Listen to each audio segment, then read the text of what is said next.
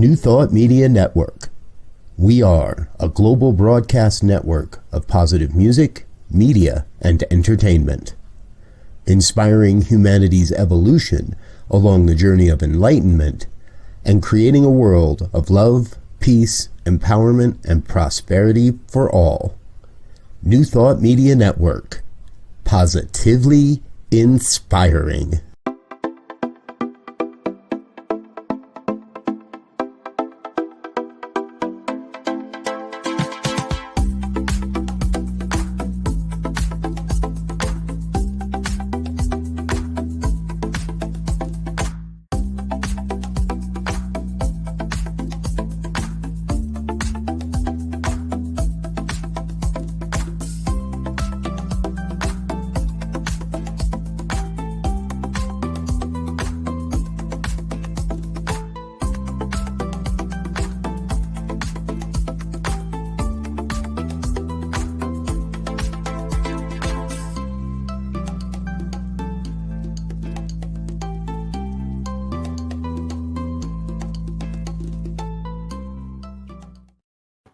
Hello and welcome back to Global Focus today on New Thought Media Network. I am your host, Reverend Dr. Sharri Johnson, and today we have a really great program.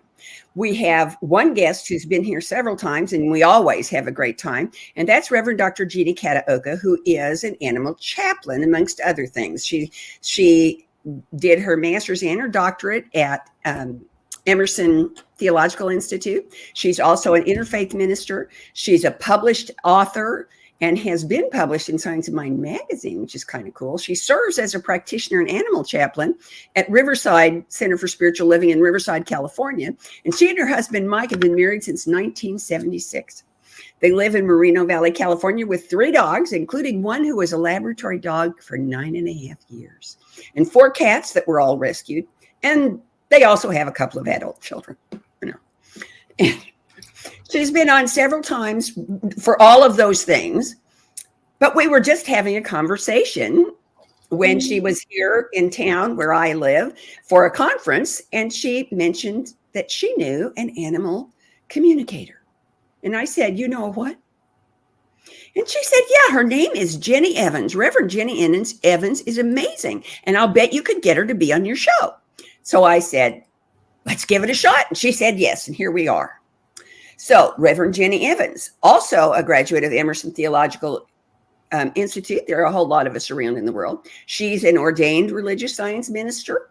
She's also, of course, a religious science practitioner. She got her master's of humane religious studies from Emerson. And she's an ordained animal chaplain and a bereavement facilitator, which is an interesting idea too. But the really cool thing is that she communicates with animals, any animals. And I think that's fascinating, and I can hardly wait to hear more about it. So won't you please help me to welcome Reverend Dr. Jeanne Kataoka and Reverend Jeanne Evans to Global Focus today. Thank you so much for saying yes to be here. Thank you for inviting me, Reverend Sharri. Oh, you're so welcome. Now, I'm going to ask Jeanne first. Now, this is going to be a little confusing because I got Reverend Dr. Jeanne and I got Reverend Jenny, and I'm just going to call him Jeanne and Jenny. So, Jeanne, I want to know how you got into, how you got connected to Jenny. How did you find out about animal communication? Was it part of your animal chaplain training, or was it something that you stumbled into sideways? We have classes at Emerson on animal communication, but it's not part of the animal chaplain curriculum. And I met Jenny. We were ordained together as animal chaplains. So that's how I knew her. And then she went off on her own and began studying, as I'm sure she'll tell you, with Carol Gurney. So that was, wow. She went far beyond just being an animal chaplain. Well, I am just so excited about the whole thing. I will confess, part of my excitement is that not this past July, but the one before, I lost a dog I'd had for 14 years. From as soon as he was weaned, he was mine. And the idea of being able to communicate with him before he died would have been wonderful. And my understanding is that you also can sort of communicate with them after they're gone. So Jenny, am I shooting too high, or is that the truth? Can we do that? No, that's absolutely the truth. If you think about it, when we pass away, we drop the body, but that our consciousness continues. And so, very much so. One of my beautiful dog, Blue, who was a foster, is on my team, I call it, when I'm working with animals. And I'm just so very, very grateful for his help in the work that I'm doing with other animals. And that's his MO, because he also helped me raise 60 foster kittens before he made his transition. So he just is a good helper all around, either alive, he's not in this body, and I'm grateful because he had a very, very seriously, his left leg was atrophied, his back was disintegrating. And so for him to not be in that body anymore and deal with the physical issues he was, just makes him a better helper when he's not focused on the physical stuff that he had to face. Well, now I have a whole list of questions I want to ask you, but something just occurred to me when you started talking about Blue, and that is that in order for a person to be an animal communicator, there has to be an animal communicator with whom they communicate.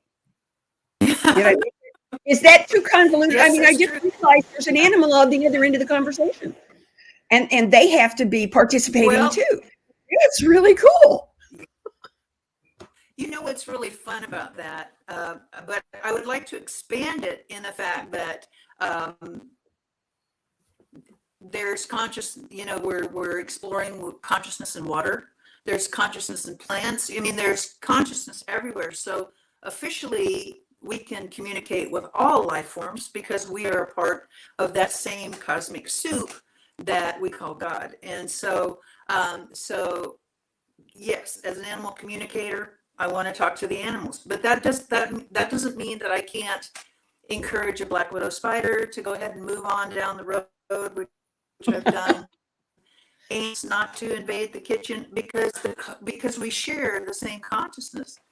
And so you make a deal. There was an animal communicator I saw that had made a deal with her ants. And she's like, if you will go outside and not invade my kitchen, I'll make sure that you get food every day. And she never had another ant problem. So there's a lot of fun with it. It's amazing. So is that how you got started? With ants? Well, no. I'll tell you this fun little story. I actually, before I started my animal chaplain course, which Angelo Pizzello and my good friend Sandy West, who you probably both know, they were like, oh, Emerson is going to offer this new animal chaplain course. And with your love of animals, Jenny, you need to do that. And so I'm okay. I'm like, okay, that'd be fun. So because my curiosity remains off the charts, and I just can't seem to get enough about learning about different things and spiritual things and, history and all that wonderful stuff. So as I was doing the animal chaplain course, I decided to do one of my projects on animal communication and through Carol Gurney's book, The 7 Steps to Animal Communication. But and I investigated doing her course, which I've been in for 5 years. It's a really deep, it's very deep, because in order to be a very good animal chaplain, you have to spiritually transform. And some of the aspects of ourselves that we're not particularly happy about has to be cleaned out, because in order to do this work, we have to come out of our hearts. It's not an intellectual pursuit.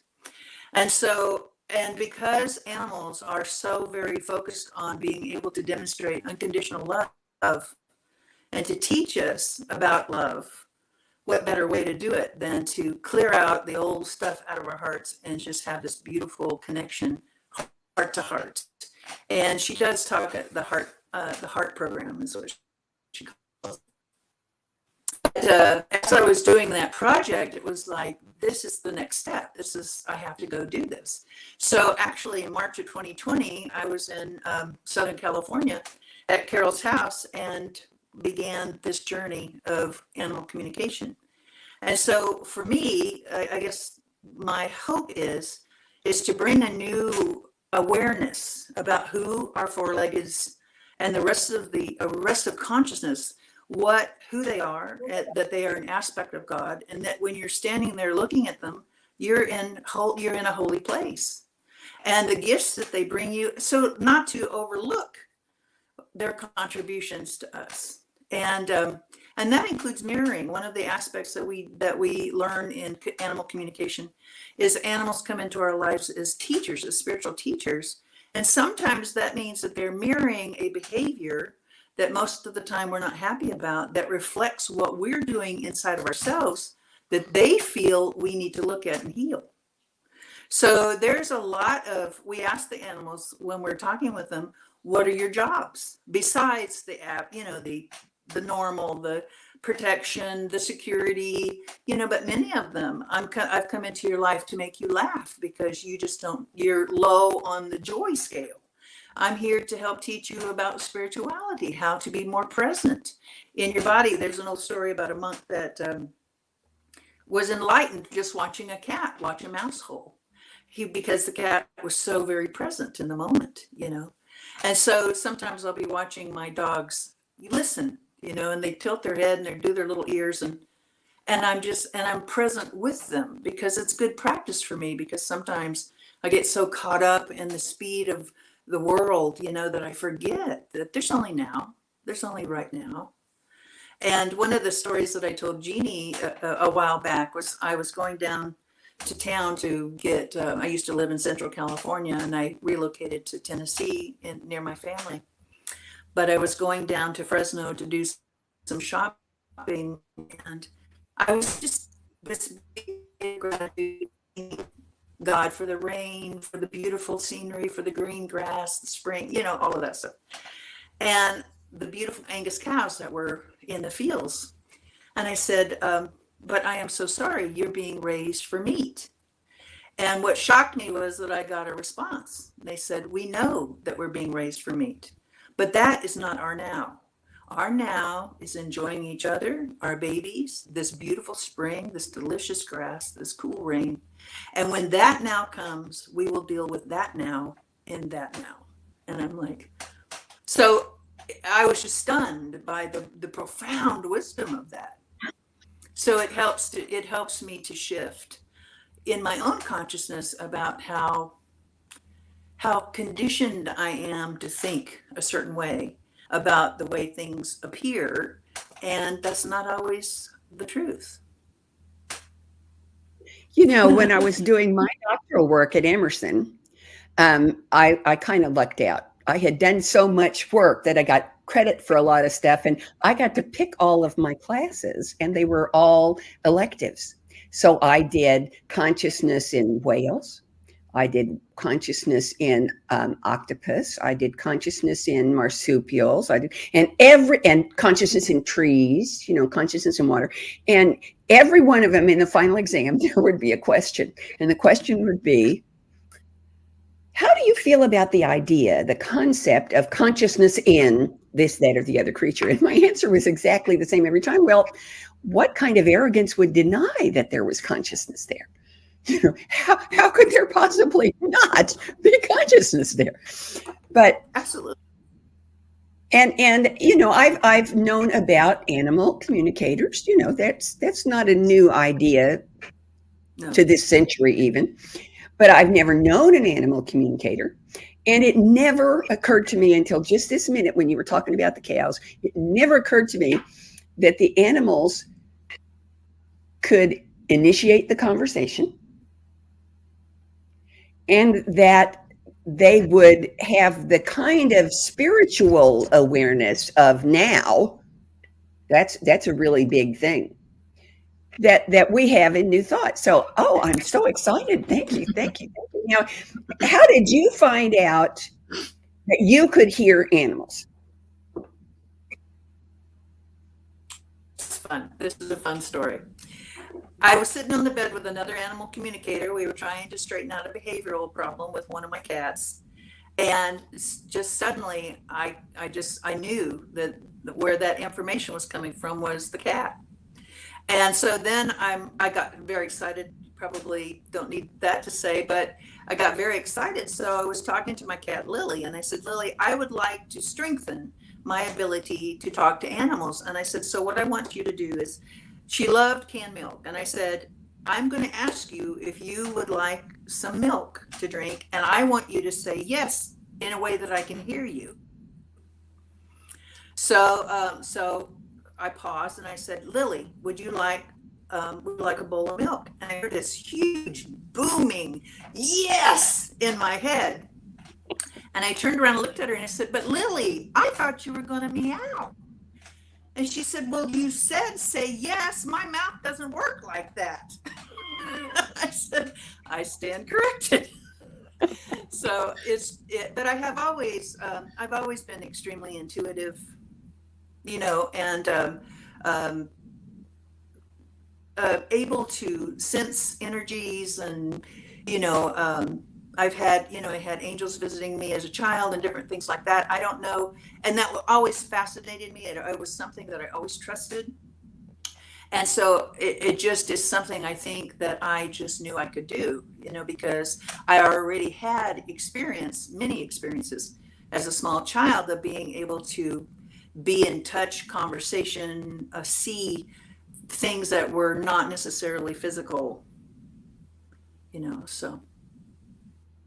Okay, now I'm going to ask Jeannie a question because it just popped into my head, and that's what I do. I want to know, you said when you were talking about Jenny, you said she goes way beyond what we do in Animal Chaplain. But you were the one who brought her into the conversation with me. So I want to know how what she does as an animal communicator has lifted or expanded what you do as an animal chaplain. I've studied animal communication, certainly not at any depth as like Jenny has, but I've always been fascinated by it. And I had the opportunity to attend a workshop by a guy and his wife. His name is Gerald Bunch. I can't think of his wife's name right now. And he's interesting. And I'm thinking, oh, maybe Sharri should get him, because he was a trained aviator and engineer, and did bombing flights during the Vietnam War and things like that. And he just thought it was all a bunch of hooey until he got this one cat. And so he began to study. I don't recall who he studied with, but he has a book out I think it's called From Warrior to Animal Whisperer. And he goes into quantum physics. So that was fascinating to me. And so Jenny's kind of spurred my interest in the idea of animal communication, and Gerald with the idea of quantum physics, and we're all part of that, and that's what why we are able to communicate with them. So there's so much to it, and as Jenny mentioned, she's been studying for 5 years, and I have a hunch she probably feels like she's just scratching the surface. Yeah. Okay. Well, good. So tell us, Jenny, what's the skill set for an animal communicator? That's what I'm trying to figure out the way to ask. What's the skill set that would set somebody up to be a good animal communicator?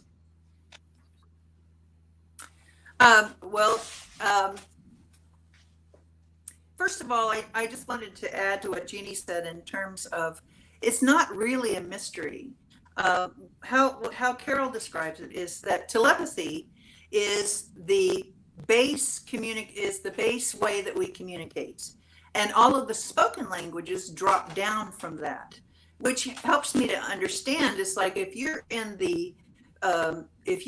a country that you don't understand the language, somehow over time you somehow are able to not everyone, I suppose. There are people out there that can't always get a handle on a language, but there's just something about an energy that goes with the language that and somehow our consciousness blooms to be able to incorporate that. But that telepathy is something that that everyone uses. It's just that they're not paying attention. So for example, when a mother who just had an infant, and she'll get up and go to the infant seconds before the baby starts crying. She just knows deep inside of herself that baby is needing something. And there's many of us I ask people, when the phone rings, do you often know who's on the other end? When you pull into a parking lot to go into your favorite store, do you go down this aisle, or do you sense that there's a parking place right up front, right if you go down the next one? And you don't really consciously rationalize that. You just make the turn and you go, and there's your parking place. And it just doesn't occur to you that there's something else going on.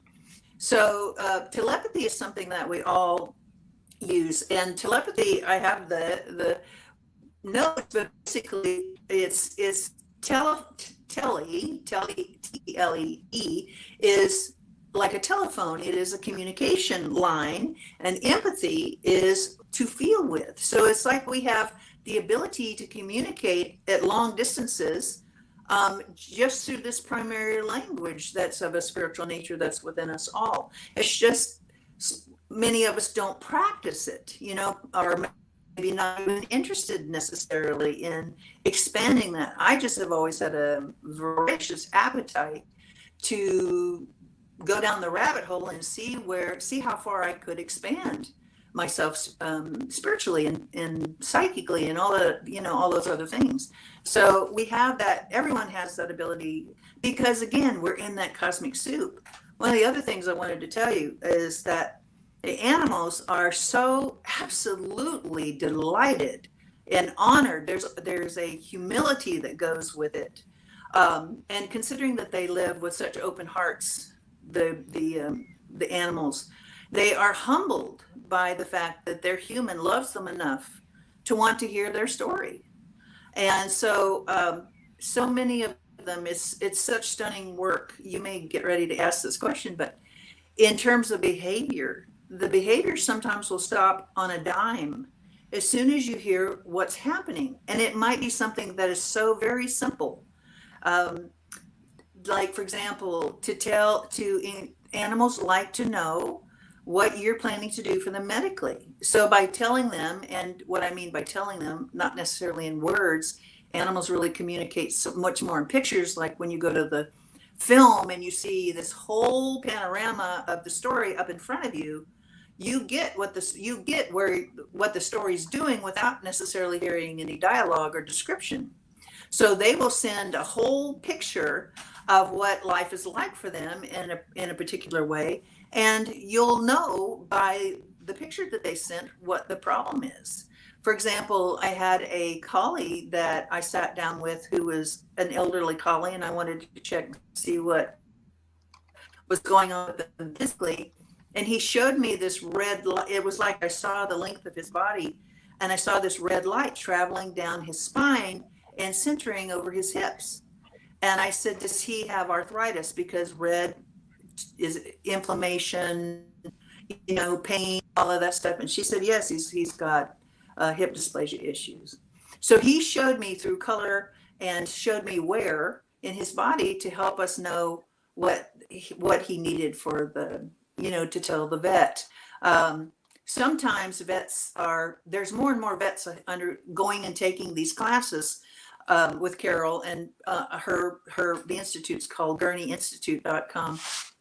And she has these wonderful little webinars to help you, if you're interested in animal communication, to start practicing and playing with it and starting to look at your animal in a whole different way, that they have a story, especially those of us like Jeanne, I know for sure, and myself, and I'm sure you too, that we have gone and adopted animals who have been elsewhere and have a prior story, and sometimes have prior behavioral issues that we don't quite understand. And so getting to the bottom of it, listening to their stories, they will transform overnight. Carol Gurney told me the story about a dog that the human died, and they took the dog to a friend or a family member's house. And for 2 weeks, the dog did not sleep and paced the house, was just a nervous wreck, frantic. And they called in a communicator because they couldn't understand what was happening. And the dog had taken on the task of watching over his very sick human. And when they removed the dog, the man was still alive. But the dog did not know that the man had passed away. So when the communicator let him know that he relaxed now, that the man had passed on, and that this was going to be his new home, the dog went right to sleep. He slept for, the rest of the day and the next night, and was able to calm down because he was betraying his human by not being there to watch over him. And the stories are very moving, extremely moving, but then on the other hand, they're amazingly delightful too, because sometimes the animals have such profound wisdom that they're willing to share, and they kind of make fun of us sometimes, those of them that are spiritual teachers, but it's just such jaw-dropping work.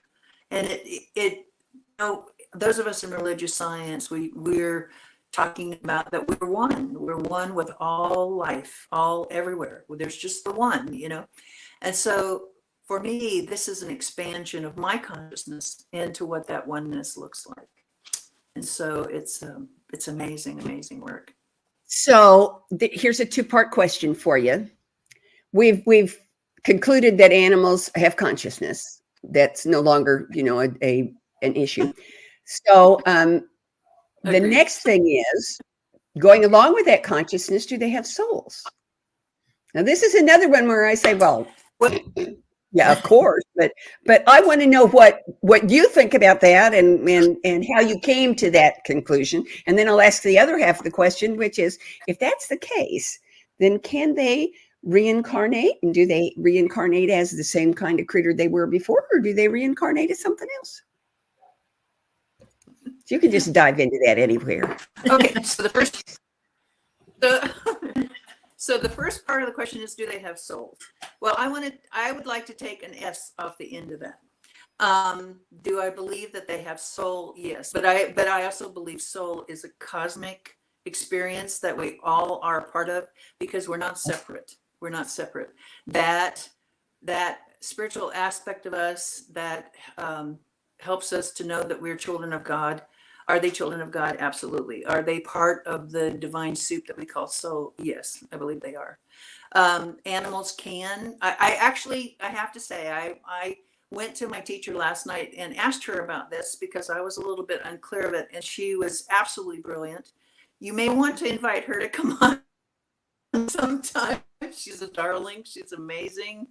Very, very deep spiritual person, and I'm so very grateful my path took me into her arena for me to learn this amazing stuff. But she said, animals, and I have met them, and it's really fascinating to meet an animal who has incarnated as a human, and vice versa. But they can take on other life forms. There was a horse that decided that when the animal communicator asked them if they wanted to come back as a horse, he said, no, I want to be a parrot next time, because I want to go with her wherever she goes. I want to be in a small enough body to where I can be near her, rather than this big body.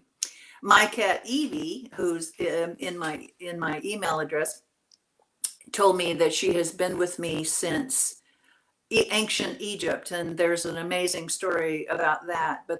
But I asked her, I said, have you been other forms of animal? And she said, no, but I've been every form of cat. And so the thing is that's so amazing, and you might enjoy listening to this, Sharri, is that I have a Yorkie named Sam that he came into my life 3 years ago, but I had a premonition that he was coming decades ago. It's just something really special about Yorkies. And so Carol said, we can sit down in meditation and talk to them and find out, what have we done together? Where have we been together? What roles did we play? And it's just really, really, really neat stuff. So here I have 2 cats. I have 4 cats. I have not checked the other 2, but I have 2 who were my failed fosters that have been with me for tens of thousands of years. They walk with me. They act as our spiritual support. They help us stay sane. They help remind us of our spirituality. They bring us joy. They mirror back to us something that's not been healed. And they just do it so easily and gently if we're open. It's just that we have to recognize, we have to stay focused on disciplining ourselves to look at where we have shut ourselves off from being loved and loving in return, which again brings us back to living with an open heart. Now, you just used a So, phrase, yes, mirror. You said they could mirror something back to us. And that reminds me of something I learned when I was a little girl. And nobody told it to me. I just figured it out for myself when I was, I don't know, 4 or 5. I was really small. I learned to read when I was 4, so I couldn't have been before I was 4. But at that point, and that is that dog is God backwards. Mm-hmm. And that, that I don't think that's an accident. I think that dog is God backwards because dogs are the most excellent expression of unconditional love I've ever encountered. Cats, now I got a cat too, and frankly, he's conditional. But my little dog, she is walking, talking, tail wagging, unconditional love on the hoof, So I love that when you say that they're mirroring something back to you, because what they're mirroring is God. Well, that too, but if you think about this, just occurred to me that cats with conditional love, as you say, actually they're a lot closer to the pulse than we are. Dogs are much more willing to stay in unconditional love, regardless of how badly we treat them. Cats, on the other hand, are closer to humans, is that they won't take that crap. So they teach us about boundary setting. Well, I believe that. I could see my cat saying that. So you need both. So we kind of need both. So I want to ask you a couple of more specific questions that are just nosiness on my part, but I'm sure the people who are watching are interested to hear this too. And what I want to know is, this is what you do for a living, right? So what do you do? How do people contact you? What kind of cases do you take on? That sort of thing. If somebody wanted to know what you do for a job, what would you tell them? There's 4 categories of cases that we take: behavioral, physical, lost, and death and dying. I think death and dying is probably one of my, believe it or not, my favorites, because they have I'm so fascinated with what happens on the other side. I just really want to talk to them about what's going on over there. But yes, we can talk to them about behavioral issues, what they're having, what's going on. I spoke to a cat the other day who was spraying, and he told us that there was the human mom said that there was 2 very dangerous ferals out in the yard. Actually had killed one of the other ferals, a little guy, and so all of the feral cats in the neighborhood knew how dangerous these 2 cats are. And her cat was just terrified that this big bruiser was going to come in the house and take his food and take his home. And so I asked him, and I said, do you realize that your mom is doing everything she can to trap them, to get them neutered and get them rehomed? And the one key that absolutely shocked me and my friend was that when we reminded him there's no pet door. He can't come into your house without permission. And it was instant. She texted me a little while later and she said, Jenny, he's laying here, he's relaxed. He's sleeping on my husband's pillow. And I was just amazed that he had worked himself up. Oops. Hold on. We'll be back. I think take his home away from him. Yeah. And so I asked him, I said, then is it possible that you will stop spraying? And he said, well, there's some anxiety. And he had some exhaustion. He was telling me about his worry had just worked him into such a state. And she had got a pheromone plug-in, which was helping. But he said, it may take me a little time to fully calm down. But he showed me like this tapering thing where, it would slowly stop. And so I'm anxious to get back in touch with her this week and see if he's doing better. So what I just heard you say is that not only can animals communicate in ways that we can understand, but they actually understand ideas that are symbols. They use symbols for, and That just blows me out of the water. Yes. There is a story I'd like to share with you just because of the profundity of this particular case. But one of my fellow students was working with the Honolulu Zoo, and she had a 40-year-old orangutan, male orangutan, that needed his annual checkup, blood work, et cetera, et cetera. And so she was given the task to go in and talk with him about the fact that the vets needed to come in and they needed to take his blood and they needed his cooperation, because if they didn't get it, they were probably going to have to anesthetize him because it's something they had to do. And the problem was, at his age, it very well could mean the end of his life. They did not want to do the anesthetizing because it simply could kill him. So she gave him a choice: either cooperate and let him get this work done, or take the chance and get anesthetized. But we're going to do the work. So when the vets came in, they came in with all their stuff. He sat down in a chair and he held out his arm, and they were able to get the work done, and with his full cooperation. And people don't, we just don't stop to think about, being able to talk to the whales and the orangutans and the wildlife and, and all of the other creatures that make up our planet. So you can imagine why it's such neat work. Yeah. Well, I've got 2 more questions before I ask you my questions I ask everybody. The first one is, what's your favorite thing about being an animal communicator? What's the best reason to do it for you? Well, one, it's very exciting because it's you're getting to speak to a fellow creature of God that expands me in ways that humans don't. Their unconditional love, their acceptance of me just the way that I am. I had a horse tell me, I said, we love you absolutely just the way you are, even though you were a rescue and you came beat up and your heart hurt and all of those things. But I said, we love you and we feel that you're a magnificent being. And he said, well, Jenny, that goes for you too. And it caught me by surprise. I was really taken aback by that. So their responses are always expansive for me in my quest for spirituality and gaining a greater insight into my consciousness and how God works in this, within us all. And so that's probably, I'm a bit greedy in that regard, in terms of my desire to be more spiritually knowledgeable and expand. But then the other work is, I am in such awe. It humbles me so deeply to think that this creature, this animal, would share with me their pain, their story, the willingness to heal at just a snap of a finger. I really am humbled by it. I'm very much in awe of the work.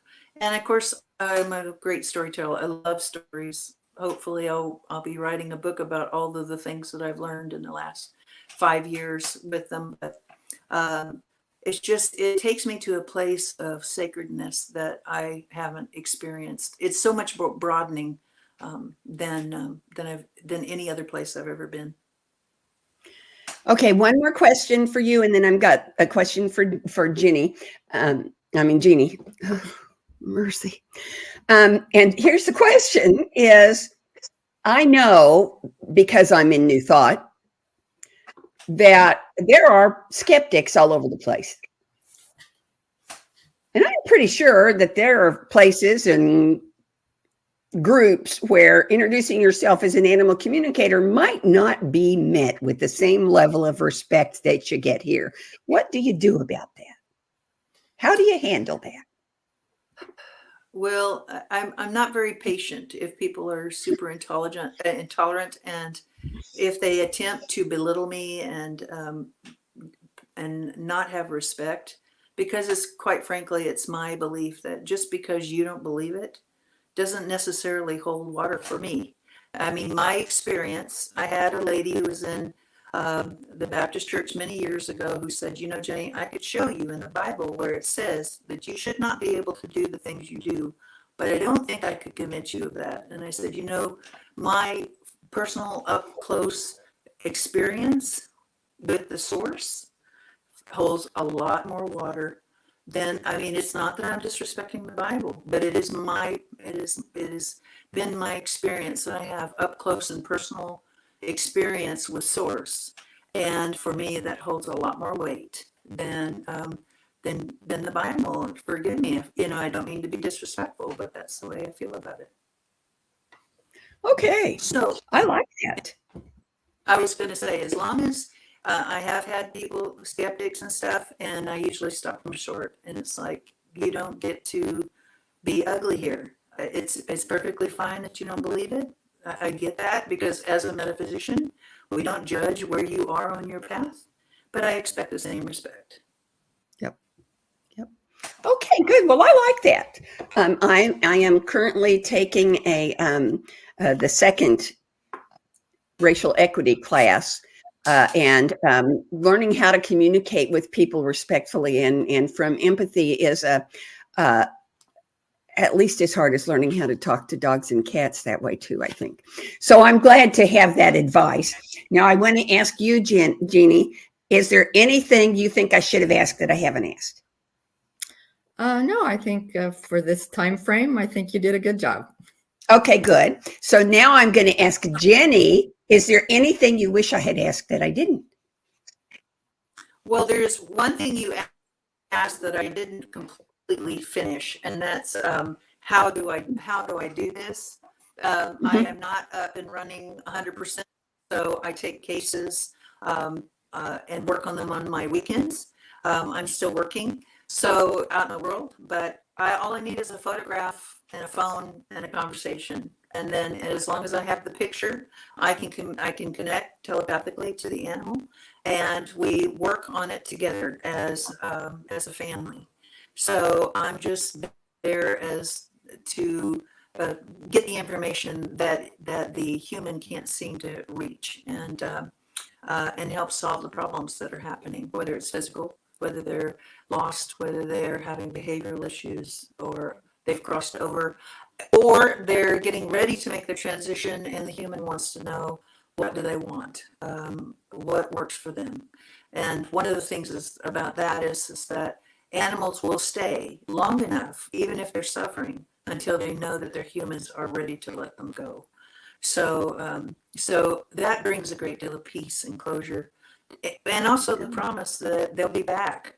One quick story was a friend had a cat, 17 years old, who passed away, and he said, "This is not goodbye. This is I'll be back. Watch for a kitten with a very swishy tail." And within the week, there was a kitten that showed up her door with a very swishy tail, and she said, "Jenny, could it be?" And I'm like, "You heard what the man said." So, and it was so she adopted him. In just a very short period of time, the tail stopped. So, oh, that's so cool. And okay. I will say that Jenny is an amazing clinician. This isn't just off the top of her head that she does this. There's paperwork to be done, and she gives you a full report of what your animal told her, because she's had conversations with 2 of our dogs, including our little Sato, a beagle who was in the laboratory for 9.5 years in China. And she was able to tell us what it was like in the lab, because we didn't know what was done to her, but we found out. So, and it was heartbreaking, but it was good to know. Right. Yeah. So it's very serious business for Jenny. Well, then I'm going to ask you my 4 questions. Here's the first one. How does what you do as an animal communicator encourage, expand, support, pick your own verb, conscious evolution? Well, I would say it does all of those verbs, all of them. Because I think as we as metaphysicians are in this new phase of enlightenment, the enlightenment in itself is expansion of the heart. And as we awaken to greater spiritual truths, it embraces all of life. So as you're walking out on the ground, you're recognizing that Gaia has consciousness. And so she provides all of the life beings, our cows and whatever it is that we use to help nurture our bodies. All of that is part of the divine cosmic play. And so our animals are here in spiritual support and loving support to continue to help us expand and to feel one with all that is beyond here on this planet and beyond, as far as I'm concerned. So it is in all of those aspects. I think that the work that they're doing with water, I mean, in my lifetime, I never would have considered that water has consciousness, and all the fabulous work that's going on with that.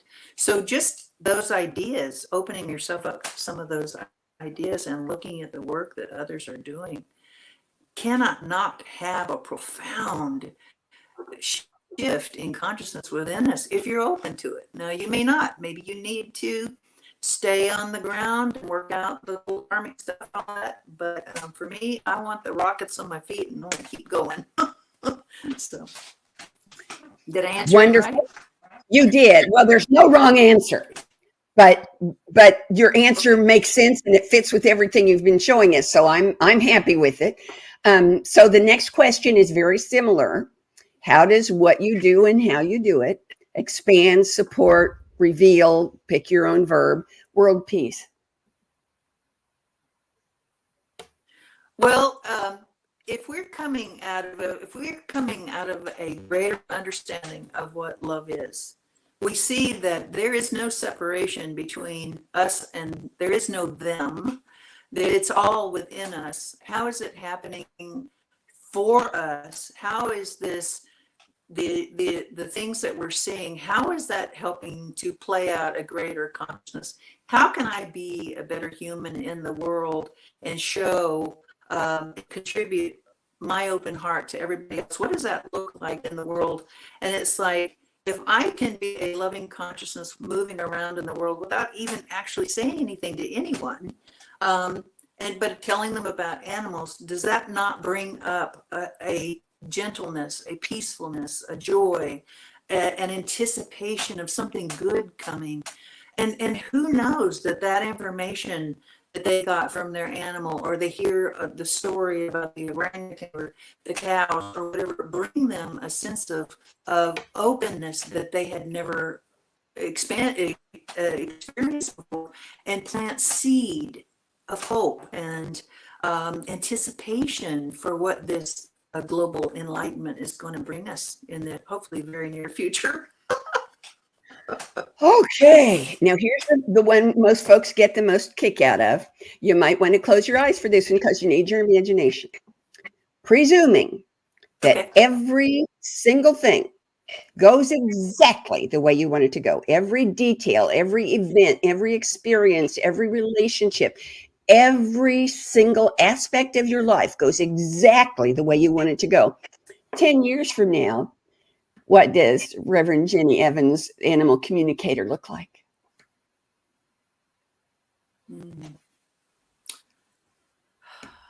Wow, that really almost brings tears.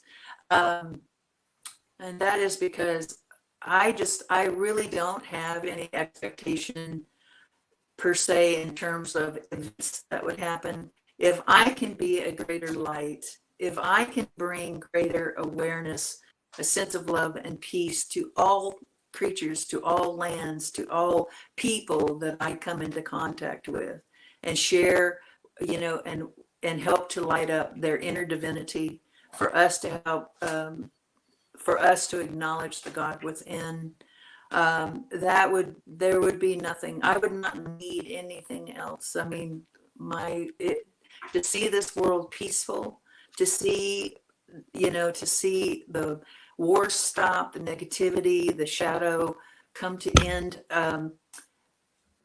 Wow. I mean, what could be better than that? So I don't have any real expectations except to live with a bigger heart. That's okay. I'll take that one. That's an answer I can live with. So here's the last question. The fourth one is, will you come back? Oh, I'd love to. I'd love to. The first opening I have is January 7th. Can I just plug you in right there? Sure. Cool. I'll mark my calendar. And I will send you another email, of course, when it's time. Okay. January 7th. And that's a Tuesday, of course. So if we need to maneuver around a little bit to deal with the time, we can do that. Just let me know. All right, sweetheart. Thank you. Thank you. And thank you, Dr. Jeanne, for putting us in contact and bringing this wonderful new aspect to our show. You're very welcome. And next week, we have practitioner coming, Cheryl Cattell, who, and I don't know what she's going to talk about. This lady came up to me at the Parliament of World Religions. And we chatted a while and had a conversation. And when she found out what I was doing, she said, gosh, I'd really love to be on that. So I gave her my card and she gave me her card and I put her on. So she's going to be a surprise next week, but that's okay because everybody's different. And that's the whole object of this program. In the meantime, have a wonderful week. I'll see you soon. Bye-bye. Amazing, amazing, you will do amazing things. Amazing, amazing, you will do amazing things. On behalf of everyone at New Thought Media Network, thank you for being a member of our virtual family. Your financial contributions help share the New Thought message with people from around the world. Please visit and contribute at www.ntmedia.org/donate. New Thought Media Network, come be you. And please like, share, and subscribe. Until next time.